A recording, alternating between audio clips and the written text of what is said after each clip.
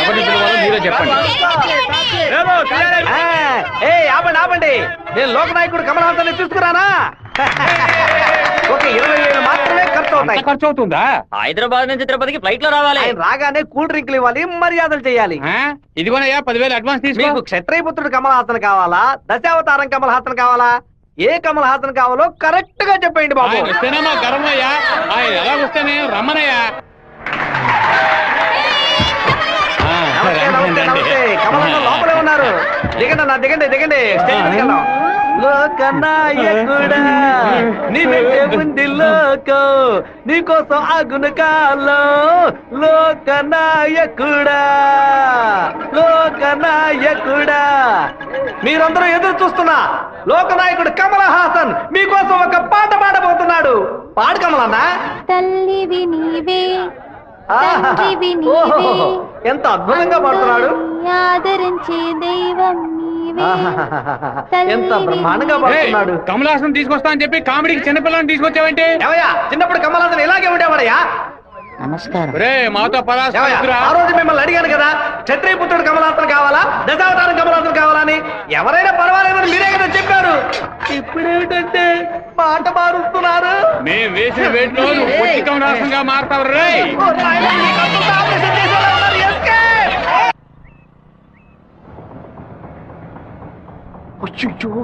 నాన్న బండి మనల్ని ఫాలో చేసుకుంటూ వస్తుంది. తిరిగి చూడకు. బాగా దొరికిపోయాం. దిగు ఆయన దగ్గరకు వచ్చానంటే టక్కని కాళ్ళ మీద పడు. అర్రే ఏంటి బాబు, నాన్నగారని కూడా భయపడ్డారా? ఎవరు తను? తనే ఏప్రిల్ ఫూలా? బైక్ లో తిరుగుతున్నారేంటి? ఎవరు చూడరానా? లేదు, ఇవాళే ఫస్ట్ టైం. లవ్ వర్కౌట్ కాకముందు విపరీతంగా బాధపడ్డావు, వర్కౌట్ అయిన తర్వాత నాకు చెప్పనే లేదు. అన్నీ నేనే తెలుసుకోవాలి. సో స్వీట్, నేను భయపడిపోయాను తెలుసా. నువ్వెంత స్వీట్ అయితే మీ వాళ్ళకి ఎంత స్వీట్ గా ఉంటారో. రేపే మీ ఇంటికి వస్తున్నాను, సూపర్ గా వచ్చి దిగుతాను చూడు. ఎవరమ్మా నువ్వు? మీ అయ్యగారిని కలవాలి. ఇక్కడే ఉండు, అడిగి వస్తాను. అన్నయ్య, ఎవరు కావాలమ్మా? ఆగమ్మా, నీ పాటికి నువ్వు అలా లోపలికి వచ్చేస్తే ఎలా? అయ్యయ్యో, ఈ అమ్మాయి ఎవరు నిరికించబోతుందో తెలియట్లేదే. జాగ్రత్త. నేను బాగుండాలని ఆశీర్వదించండి. వచ్చిన పని ఏంటో ముందు చెప్పమ్మా. నేను కడప నుంచి వస్తున్నాను. ఎవరికైనా సరే సమస్యను వస్తే మీరు తీరుస్తారని విన్నాను. నాలాంటి అమ్మాయికి ఓ సమస్య వస్తే మీరు తీర్చకుండా పోతారా? నీ సమస్య ఏంటో చెప్పమ్మా. ఏమిటని అది? బట్టల సబ్బులు ఎవరు ఈ ఏరియాలో సూపర్ సోప్ అమ్మే ఏజెంట్ గా నన్ను అపాయింట్ చేశారు. మీరు ఈ సోప్ కొంటే మీ ఊరు వాళ్ళందరూ ఈ సోప్ కొంటారు. మీరు చెప్తే ఎవరికైనా ఓట్లే వేస్తున్నారు. సోపు కొనుక్కోరా. అయ్యో పాపం. సుబ్బారావు, నువ్వు సోపు కొను, మన వాళ్ళందరినీ కొనమంచు. సరేనే. ఒరేయ్, 10 సోపులు తీసుకోరా. గంగా, పిలిచారండి? ఏం జరుగుతోంది ఇక్కడ? ఏముంది, ఆ కుక్కలు. పళ్ళు రాలు కొడతాం, జాగ్రత్త. ఏంటి? వచ్చినమ్మా ఎవరో తెలుసా నీకు? తెలీదు. సుబ్బారావు, అమ్మాయి లోపల తీసుకురా. లక్ష్మి, నువ్వు మీ అన్నయ్య అమ్మాయిని చూసి సౌజ్ఞం చేసుకోవడం నేను కాలద్దంలో చూశాను. ఎవరు అమ్మాయి? రామ్మా, కూర్చో. వేంపల్లిలో మీ అమ్మ నాన్న ఎవరు? మా నాన్న పేరు మధుసూదన్ రావు, అమ్మ పేరు పద్మావతి. మీ నాన్న చనిపోయారు కదా? మీకు అన్ని విషయాలు తెలుసు అనుకుంటా. నువ్వు ఇక్కడికి రావడం మీ అమ్మకి తెలుసా? తెలుసు. మీ ప్రేమను నేను ఒప్పుకోనంటే ఏం చేస్తావు? హత్య చేసేస్తా. ఓ నాయనా. ఆత్మహత్య చేసుకుంటానని చెప్పు. గంగా, వచ్చి నీ కోడని లోపలికి తీసుకెళ్ళు. నా కొడుకు కోసం ప్రాణాలే వదిలేస్తానండి, అందుకని తనే నా కోడలు. సూపర్ గా వస్తారని ఈ అమ్మాయి వచ్చిన వేళ మా ఇల్లు కళకళలాడిపోవాలి. నిండు 100 ఏళ్ళు వద్దిల్లమ్మా. ఇవి మా అత్తగారిచ్చిన గాజులు, ఇక మెదిటివి నువ్వే వేసుకోవాలి. చేయి చూపించా. అన్నా, బెజవాడలో రైస్ మిల్ ఓనర్స్ అందరూ కలిసి ఒక సభను ఏర్పాటు చేశారట. వీరభద్రమే చీఫ్ గెస్ట్ అట. తప్పుడు నువ్వు కొంచెం బయటకు పో. బయటికి పోరా. ఎందుకు కొత్త వాళ్ళని లోపలికి రాణిస్తాం? లేదన్నా, వాడే లోపలికి వచ్చాడు. వాడిని ఈ ఊళ్ళో మనం ఏం చేయలేం, బయట ఊళ్ళోనే లేపేయాలి. వాడు ఎలా వెళ్తున్నాడో, దేంట్లో వెళ్తున్నాడో ఎంక్వైరీ చేయండి. కిలో బియ్యం రేటు 30 రూపాయలకు పైగా ఉన్నా బస్తా రేటు మాత్రం 200 రూపాయలు. కష్టపడి పండించేవాడు వ్యవసాయి. తను పండించిన వస్తువుకి తను ధర కాయించలేకపోతున్నాడే. ఇందుకేనండి ఈ సభ ఏర్పాటు చేశాం. మీరు ముందుండి ఓ నిర్ణయం తీసుకుంటే మంచిది. ఆ బిషప్ ఏనుగుని చంపే. బావా ఈ ఆట పేరేంటి? చెస్సురా. సెక్స్. ఓర్ని తెల్లదొరలు చదరంగానికి కూడా వెరైటీగా పేరు పెట్టారు. దాన్ని త్వరగా కోసి అయ్యో వదిలేస్తాడు చూడు. పట్టుకోరా పట్టుకో పట్టుకో. ఏయ్ ఆ కోడిని ఎవరు పట్టుకుంటారో వాళ్ళకి మంచి బహుమానం ఇస్తారు. పట్టుకోండి. అలా చూస్తారంటే పట్టుకోండి. ఏ ఫారం కొడి ఏంటి నాటుకోవడం జరుగుతున్నావా?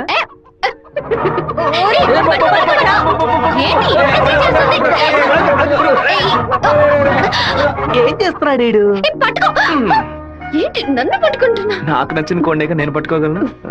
అరే బావా అయ్యగారు పైన ఉన్నారు, కోడిని చూసి పట్టుకో. సరే నాకు ఒక్క కోడి కూడా పట్టుకోండి పట్టుకోండి. ఇదిగో, నువ్వే పట్టుకున్నానని చెప్పు. వెళ్ళు. చూసారంట్రా నా కోడలి వాళ్ళ కోడిని పట్టుకుంది. దీని గుండెకాయ వేపుడు చేసి వాళ్ళ నీకే పెడతాను. ఇదే నేను ఇచ్చే బహుమతి. ఏమైంది? ఎందుకు ఏడుస్తున్నావు? ఆ కోడిని వదిలేయమని చెప్పు ప్లీజ్. దీనికని ఏడుపు? నా చేతులతో నేను పట్టించాను, బాధగా ఉంది.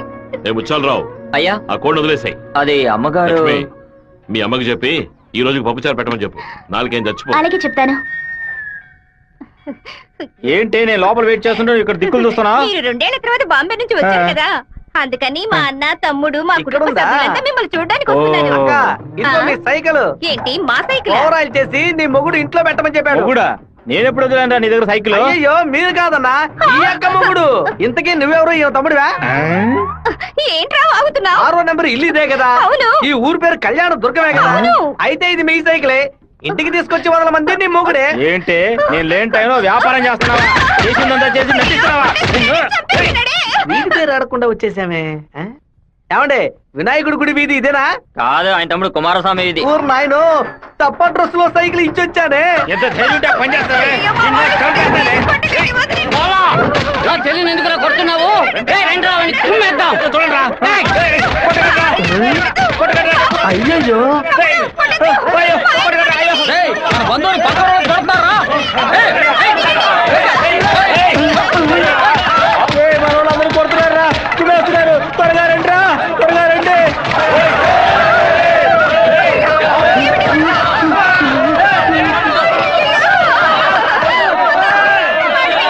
మన వాళ్ళందరూ రండిరా, వాళ్ళ గుమ్ము గుమ్ముదాం. ఏం జరిగిపోతుందో తెలియట్లేదే. ఎంతో పెద్ద యాక్సిడెంట్ అయిపోయింది. మీ కుటుంబంలో ఏ సమస్య లేదు కదా? ఒక్క సైకిల్ తో మొత్తం ఊరిని నాశనం చేసావు కదరా దుర్మార్గుడా. ఎందుకక్క ఇట్ట పీకావు? పీకుడంటే ఇది కాదురా, నా పీకుడు 11 టన్నుల బరువుతో సమానవరా.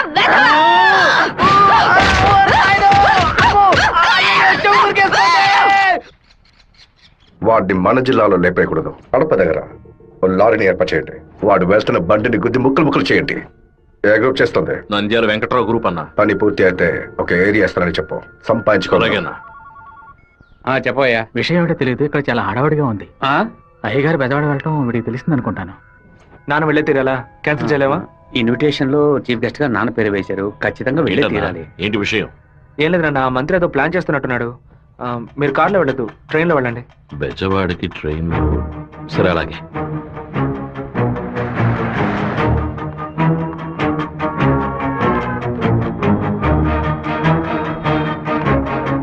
హలో మినిస్టర్ గారు ఇలా అవును. మీరు అనుకున్నట్టు వీరభద్రం కారులో వెళ్ళట్లేదు, ట్రైన్ లో వెళ్తున్నాడు. ఏయ్, నువ్వెవరో చెప్పావు?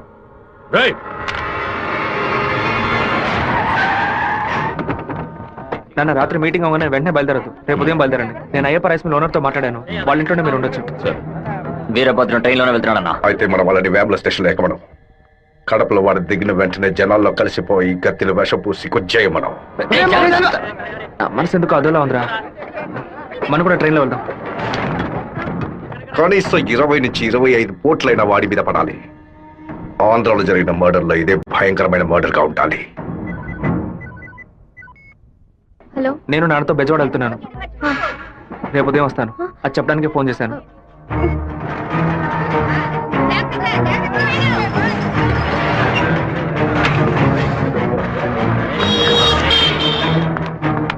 చెప్పమ్మా. వీరభద్రం ట్రైన్ లో వెళ్ళట్లేదు, కారులోనే వెళ్తున్నాడు. ఎవరు నేను నువ్వు? అబద్ధం చెప్పాను. ఎక్కడి నుంచి మాట్లాడుతున్నావు చెప్పు. Hello hello hello. రే శివ వాళ్ళు రాజశేఖర మనుషులు రా. రేయ్ ఎక్కండి రా. నువ్వు వెళ్ళి వాళ్ళు ఏ కోచ్లో ఎక్కుతున్నారో చూడు. నాన్న ట్రైన్లో వెళ్తున్న విషయం వాళ్ళకెలా తెలిసింది? నువ్వు వెళ్ళి చివరి కోచ్ ముందు కోచ్లో ఉండు. ఇటువైపు ఎవరు వచ్చినా నాకు వెంటనే సరే, అలాగే శివ. ఆ వీరభద్ర ఏ కోచ్లో ఉన్నాడో వెళ్ళి చూసిరా. వెళ్ళు. వెళ్ళనా?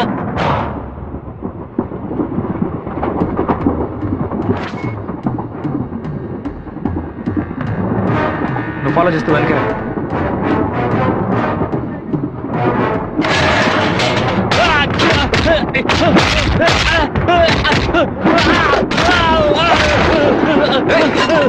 ఏం ప్లాన్ చేస్తారా?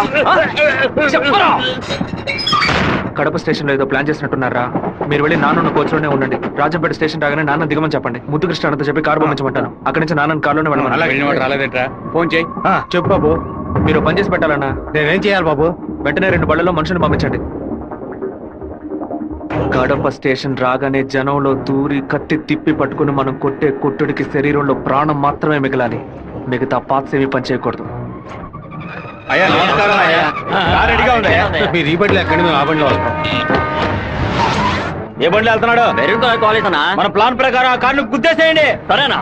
అన్నాడు పొందిట్లేదన్నా. సరే రండి వెళ్దాం. రేయ్ వాడు మధ్యలోనే దిగిపోయారా? ఏం దిగుతున్నారా? వచ్చే స్టేషన్ దిగి వెనక్కి రండి రా.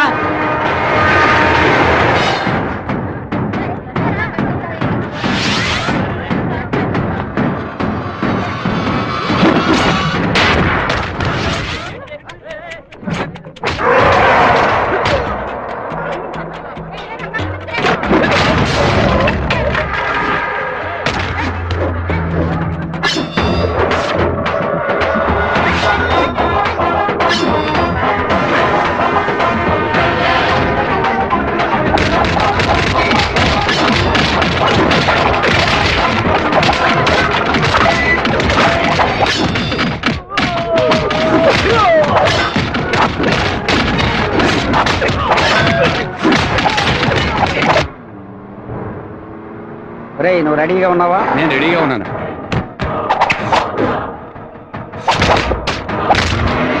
బండి హైవే మీదకి వచ్చింది, గుద్దు లేపేయ్. సరే అన్న.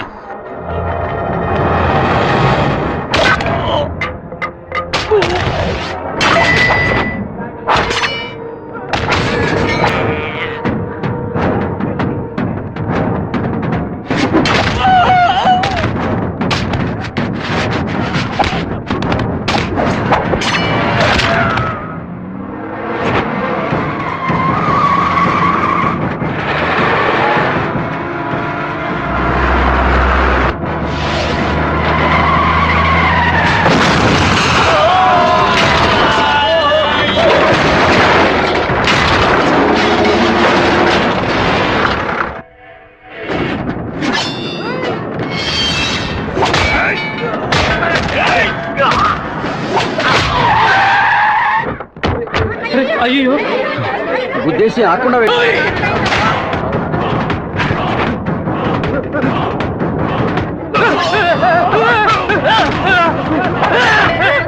నేను అంబులెన్స్ అలాగే మినిస్టర్ లైన్ లో ఉన్నాడు. నీకు మాత్రమే పక్కడు సెల్ నంబర్ దొరుకుతుందా? నీ నాన్నని కడప పక్కన లారీతో గుద్దించి లేపేశాం. పీస్ పీస్ అయి ఉంటాడు. వెళ్ళి ఏరుకో. వాడిని పూడ్చిన తర్వాత మీ అమ్మని చెల్లిని తీసుకొచ్చి కుటుంబంతో సహా నా కాళ్ళ మీద పడు. రారా! ఫోన్ తీయండి. చూడండి, తీసుకురండి. టార్గెట్ నుంచి 13 కిలోమీటర్. పోలీసు వస్తున్నారా? స్పీడ్ గా వెళ్ళరా.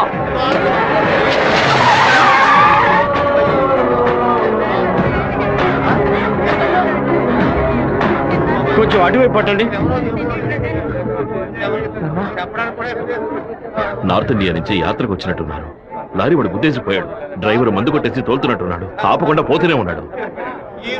తెలియ గుద్దలేదు నాన్న, తెలిసే గుద్దారు.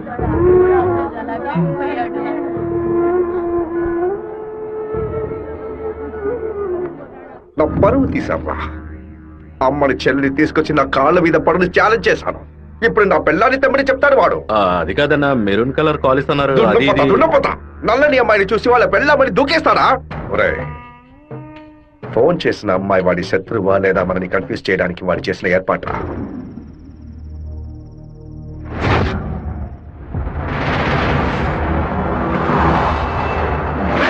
త్వరగా వాడిని క్లోజ్ చేయాలన్నా. కరెక్ట్ బాబు.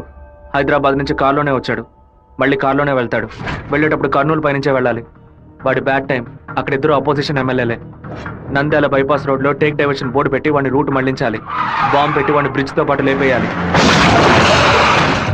ఒకవేళ అక్కడ మిస్ అయితే జడ్చెల్ల చెరువు దగ్గర బైపాస్ లో వాడిని లారీతో గుద్ది లేపేద్దాం. ఐడియా బాగుంది బాబు. ఒకవేళ వాడు ఫ్లైట్ లో వెళ్తే వెళ్లే రూట్ లో బాక్రాపేట నందులూరికి మధ్య ఉన్న సింగు రోడ్డు చెరువు పక్కన ఉన్న మామిడి తోట దగ్గరగా బండి వెళ్తున్నప్పుడు మధ్య రూట్ లో తాడి చెట్టు నరికి పడేస్తాం. వాడు భయంతో తోపులోకి పారిపోయే సమయంలో వాడిని నరికేసి అక్కడే పాతేస్తాం. ఒకవేళ వాడు ట్రైన్ లో వెళ్తే నేను ఒక్కడనే చాలు. నువ్వు ఒక్కడివేనా? అనంతపూర్లో వాడు ఎక్కినప్పుడు 100 మంది జై కొడతారు. వేమల్లో 10 మంది భోజనం తెస్తారు. కడపలో 4 దండలేస్తారు. తిరుపతి రాగానే వాడి చెంచగాళ్ళందరూ వెళ్ళి నిద్రపోతారు. వాడు ఒంటరిగానే పడుకుంటాడు. ఆ టైంలో దిండు మొహం మీద పెట్టి వాడిని చప్పుడు చేయకుండా చంపేసి శవంతో పాటు నదిలోకి దూకి నేను అక్కడి నుంచి ఎస్కేప్ అయిపోతాను. మరుసటి రోజు వాడి శవం నదిలో తేలుతుంది. ఏ రూట్ లో వెళ్ళినా వాడి చావు ఖాయం. ఇదిగోనయ్యా కాఫీ.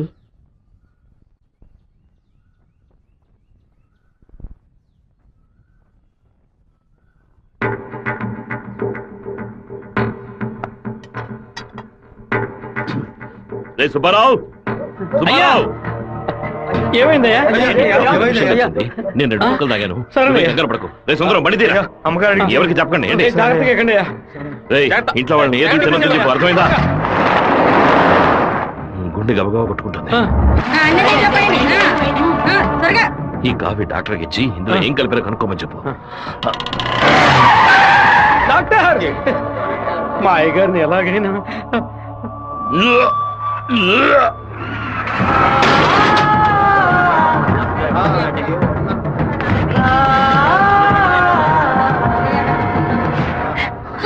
అయ్యో శివ, ఏంట్రా ఇదంతా?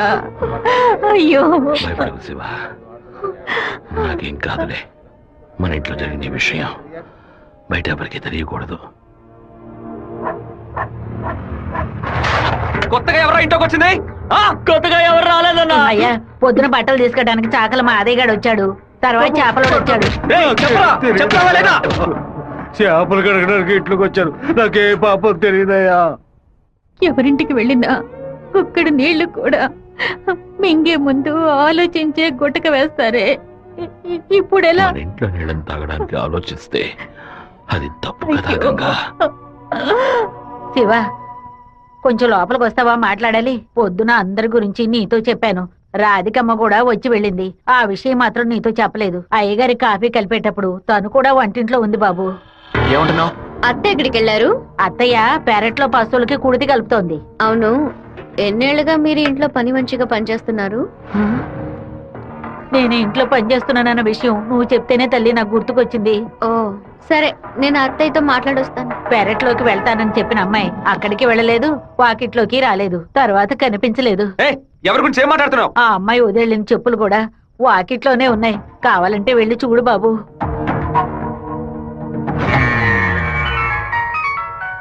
బాబు, చిన్న విషయం. అయ్యగారు ట్రైన్లో వెళ్ళే విషయాన్ని ఒక అమ్మాయి ఫోన్ చేసి చెప్పిందని ఇక్కడ ఉన్నవాళ్ళు అనుకుంటున్నారు.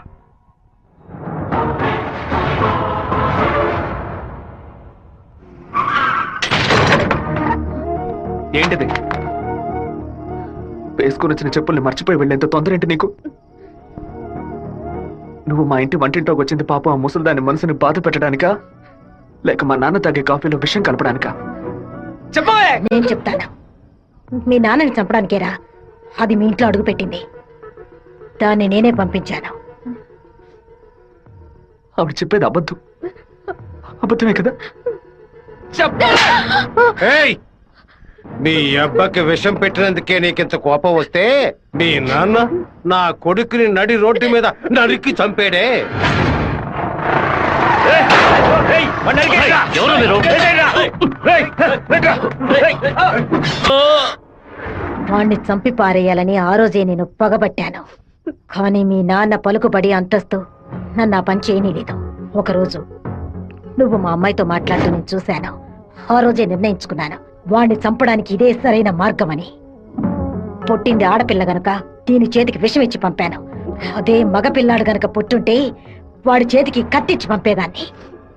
వాళ్ళ నాన్నగారి జ్ఞాపకం నా కూతురికి రాకూడదని 10 ఏళ్ల దాన్ని ఇంటి నుంచి దూరంగా ఉంచాను.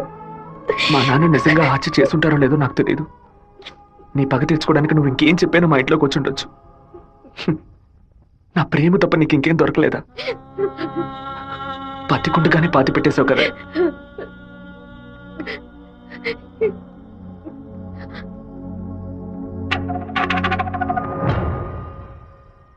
మీరు మాట్లాడుకున్నదంతా నేను వింటూనే ఉన్నాను.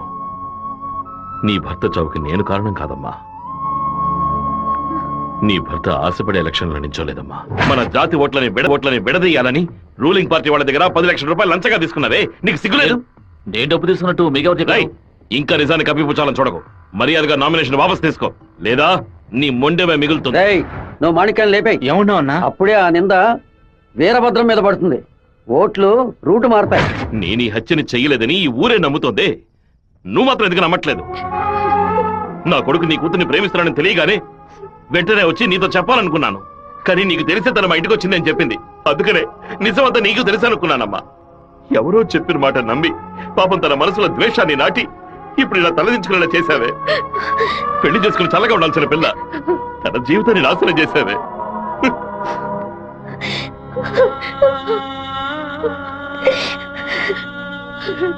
నువ్వు నాకు మాత్రమే ద్రోహం చేయలేదే, మా అమ్మ, నాన్న, చెల్లెలు అందరూ నీ మీద పెంచుకున్న ప్రేమకు ద్రోహం చేశావు.